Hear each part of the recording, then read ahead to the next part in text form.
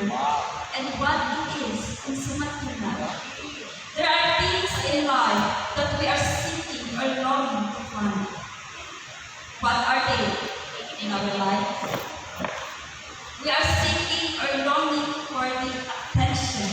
Na ay mga panahon, isuon na lalong kita sa attention, sa ating higala, sa ating ginikanan, bisan pa sa ating giniugma. Second, we are seeking or longing to be loved by someone whom we feel in love. Saya ko ang kanan-kanado makarinig isuon na ay mga panahon isad na kita nagalao, na hinugmaon kita sa tao na bugay na natin.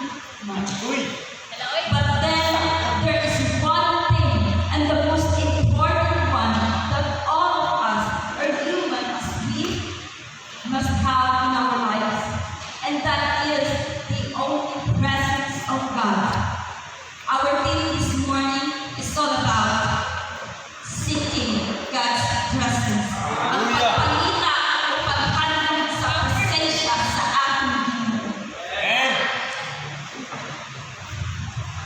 In Jeremiah chapter 29, verse 13, in NIV version, you will seek me and find me when you seek me with all your heart.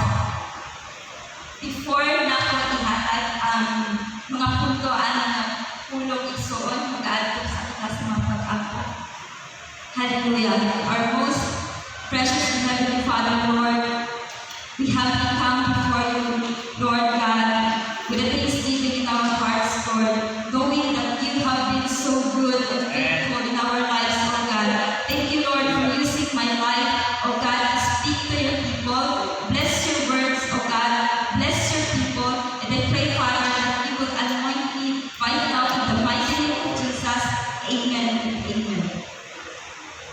Now, let me give to you the meaning of this passage in Jeremiah chapter 29, verse 13. Though the context of this verse is Israel's Babylonian captivity and their eventual restoration and redemption, this is precious verse states an eternal principle and timeless promise that the Lord is ever near to all who seek Him, and those that search for Him aright are certain of finding Him. This is a verse that promises all those who seek the Lord in spirit and in truth ang tanan nagahandog nagabalita diha sa presensya sa ating Ginoo sa espiritu o sa kamatukuran will be sure to find Him, for the Lord has promised, you shall seek me and find me when you shall search for me with all your heart. The essence of this sermon is that God's promises is near to all of us. Na ang presensya sa ating Ginoo tuon lang kanang tanan. There are some proof in this verse that make us draw near in God's presence. First proof is, next please, you will seek me, which means inviting Him to come in your heart. In verse 13. Brothers and sisters, do you feel tired? Nabay mga panahon, igsuon, mabati ng mga kakapoy, burn out of the paperworks, schoolworks, and even in the work of your ministry? If this is yes, then this message is for you. Kaninang sana para ni kami igsuon. The Lord is inviting you today and saying, come to me. Doon na rin ka na ako. Talong diri ka na ako. Get closer to me and your life will be recovered. I'll show you how to take a rest, a real rest, ang anay ng kapahulayan, ipakita sa aking ginungan hakalunod. Walk with me and rely on me and watch now how I do it. I lay anything heavy or ill-fitting to you.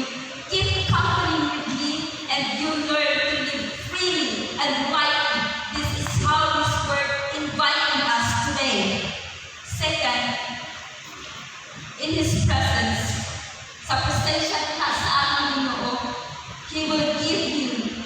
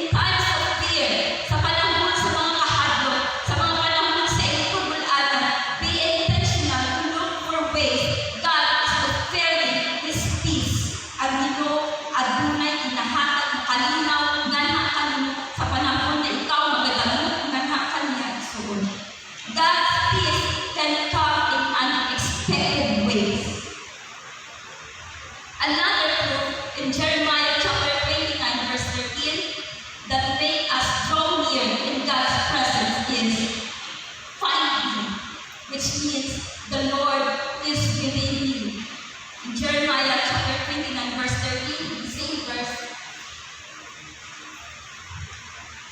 When the time is seeking the Lord so deeply, sa mga panahon ni Isoon na ikaw nagapangina sa tibuok nimo nga kasuluran, sa tibuok nimo nga huna-huna, o sa tibuok nimo nga kasing-kasing nga na sa akong Ginoo, He is already within you.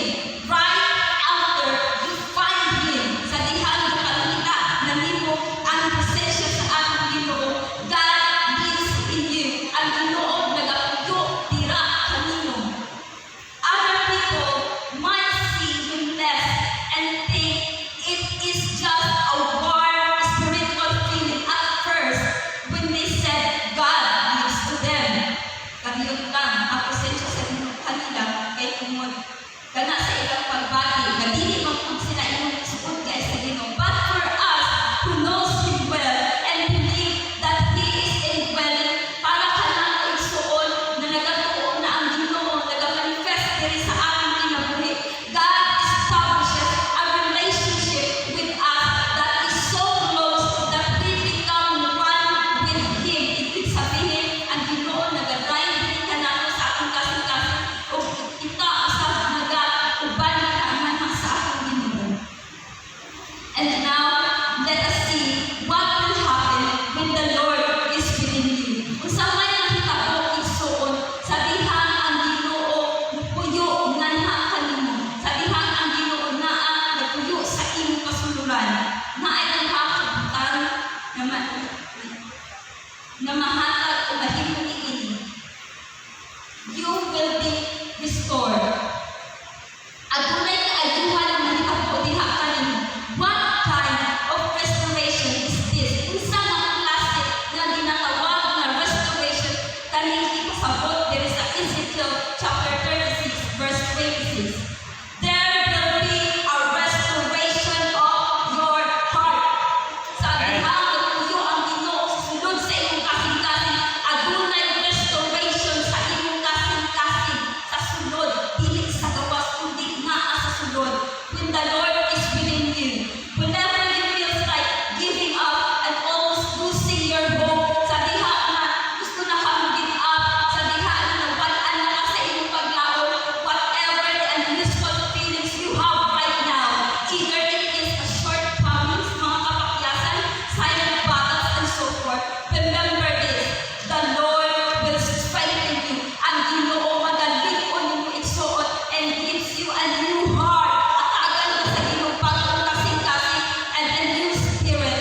You will be changed in character. Ay tungod ang Ginoo nagpuyo naman sa imong kasuluran and in your perspective as you let Him to live within you. Sa diha nabutan mo ang Ginoo nga pasudod diha sa imong kasing-kasing, pati ang imong perspective o pananaw sa imong kinabuhi kinausab-usab sa Ginoo. Hallelujah. What else? You will get a fullness of joy.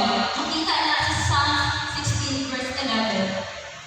Fullness of joy means continuing in a state of constant communication with our Heavenly Father. So ang fullness of joy nagapasabot kani igsuon na makita kini kanimo sa dihang ikaw adunay makig-communion diha sa akong Heavenly Father. It's choosing to remain in awareness of His abiding presence within us. God is the source of our greatest happiness. Ang Ginoo ang tupuran sa akong kalipay igsuon. And since He is the greatest treasure in the world, and since His glory is the most satisfying gift He could possibly give us, therefore it is kindness. Kindness. Most loving He could possibly do is to reveal Himself. Sa dihang nga magulong ka sa Ginoo, aduna kay peace nga madawat diha kaniya, ug sa dihang ang kalinaw nga gaabot sa inyong kinabuhi, dira ko nimo mainhan kung kinsa ang Dios na inyong ginaalagaran. Kung kinsa ka tinuod nga buhi ang Dios na inyong ginaalagaran. Hallelujah. He will magnify Himself and vindicate Himself for our everlasting enjoyment. Hallelujah. And last one.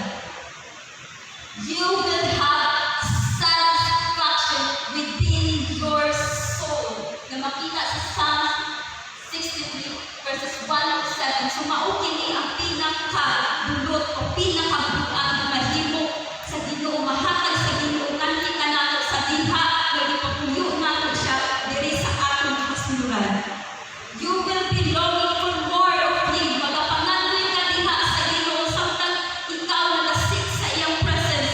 When the Lord lives deeply in you, sa diha ang Ginoo nagapuyo diha sa iyong kasuluran, deeply inside of you, He will become all of your needs. Ibig sabihin, wala na kailangan panganduyon kundi ang Ginoo lamang. You will have all your pleasures in God, all of your satisfaction in God, all your desires in God. Once we see the reality clearly, then our pursuit of God with our hearts will be intensified. There is nothing else. We have Him and find His presence in His sanctuary. Nasa sanctuary mo, madamog na ang presensya sa ating Ginoo. Just like King David was. He seek Him early. Look in the sanctuary where His people are, worship is, and where His word is elevated. We praise Him with our lips. Hinahimaya nato ang Ginoo gamit ang ating mga kapit, hinaagi sa ating mga papa, through spoken words, sa dihang maghatag ng mga pulungan diha sa atong Ginoo, and songs as we mag-render kita ang mga pag-awit o pagdayon diha sa Ginoo, as we give Him thanks for His loving kindness. We lift up our hands, pinapataas nato ang ating mga kamulugan sa ating Ginoo. Ibig sabihin sa pagpataas ng suot, nagabayaw kita diha sa ating Ginoo. In His name, releasing the control of our lives in this life day. In this place, the presence of God leads us sa diha na ating ginabayaw, ginadali ang ating Ginoo, ang ating Espiritu mo connect usab diha sa presensya sa ating Ginoo. The truth of God leads us. Ang presensya sa Ginoo atong mabati, dili ka na matago, makikita na sa ato. And our souls are fully satisfied. Ug ang atong tanang igsuon makabaton og katagbawan. Sama sa Ginoo diri sa verse 5 to 7 kay King David, my soul shall be satisfied as with marrow and fatness, and my mouth shall praise you with joyful lips. When I remember you in my bed, I meditate in you in the night watches, because you have been my help. Therefore, in the shadow of your wings, I will rejoice. Therefore, I conclude that there will be a satisfaction within our soul, not just only by inviting the Lord to come in our hearts, na naay satisfaction na atong madawatan sa atong kasuluran, igsuon sa atong kalag, dili lang sa panahon nag-invite na ko ang Ginoo magsulod sa atong kasing-kasing. It is